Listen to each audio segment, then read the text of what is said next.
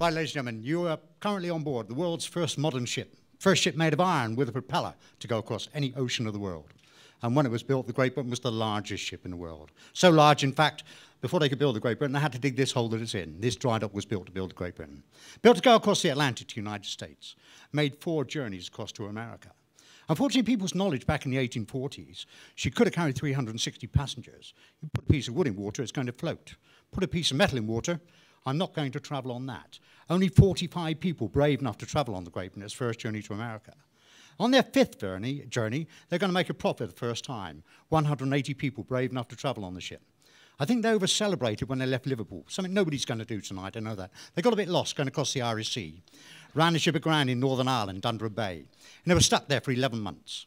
Now, it's only because it was made of iron that it was ever rescued. If it had been made of wood, conventional way of building ships, it would have broken up. In fact, it was rescued, proved the principle of the metal ship. Other shipbuilders then started to follow their same designs. Unfortunately, the owners, the Great Western Steamship Company, went bankrupt. So the Great Britain was sold to another company operating in service to Australia. In 1850, they found gold in Australia. A lot of people wanted to go there to make their fortune. From 1852 to 1876, the SS Great Britain visited Australia 33 times. 32 of those journeys circumnavigating the world. Going out round the coast of Africa, across the Indian Ocean. Coming back across the Pacific, round the southern tip of South America, back across the Atlantic. Best time, 53 days out there. Fastest sailing ships on that route at that same time, such as that young vessel up at Greenwich, Cuddy Sark, which is 26 years younger than this one. Her best time to Australia, 72 days.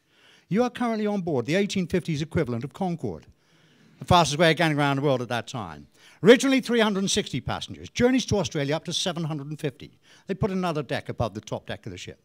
We estimate up to 1 million Australians and New Zealanders are descendants of the passengers sailed there on the Great Britain. She was used as a troop carrier, Crimean War, Indian mutinies, 1,600 troops at a time on board the ship. In the year 1855-56, carried 45,000 troops around the Mediterranean for the Crimea. She ended up as a sailing cargo ship, got in distress at Cape Horn, southern tip of South America. After suffering quite a lot of damage, turned to the Falkland Islands for repair. Actually, that last journey started 125 years ago, this last Monday. 6th of February 1886, she started her last journey. Went to the Falklands, was then used as a floating warehouse in the Falklands from 1886 to 1937. Then she was purposely run onto the beach in Sparrow Cove, rescued from there in 1970, towed 7,500 miles back across the Atlantic on a raft. Went to Avonmouth, 6 miles downriver from here. There she was patched up sufficiently once more to float on her own bottom. Sunday, July the 5th, 1970, came up through the Avon Gorge underneath Brunel's Bridge. First time his ship and bridge had ever been seen together. That bridge was not there when the Great Britain left Bristol. Remained afloat in the outer harbour for 2 weeks, till eventually she floated back to her birthplace, this dock, on her birthday. She came back to her birthplace on her birthday, 19th of July, 1839. That last journey, by the way, is logged as starting on the 6th of February, 1886, completed on the 19th of July, 1970.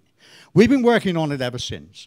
When it came back in 1970, just a hollow shell, nothing above your head, nothing inside. 5.5 years ago, we came to the end of one of the biggest conservation interpretation programs anywhere in Europe. We've created a sealed environment. Everything underneath the glass plate around the outside of the ship and inside the hull is a sealed environment, less than 20% relative humidity. Take all the moisture out of the environment. Hopefully keep the ship safe here for the next 100 years. Then interpretation. You are currently in the first-class dining room, as near as possible the way it looked 150, its maiden voyage across the Atlantic. Promenade deck above where you had your drinks reception. Forward of this is a full-size lightweight replica of the original engine. 3.5 years ago, we invited a gentleman down here one night just to push a lever to turn that engine on. We asked him not to touch anything else.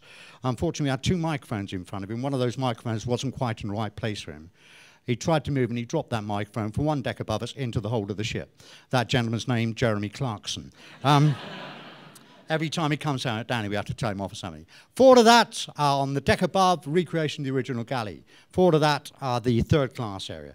And then right below, forward end, left it open and exposed. So we see what the ship looked like when it came back in 1970. Also see how it looked when it was first built. Just to précis what we have here. This is the transitional ship between sail and steam. That it? Thank you very much indeed. I can't.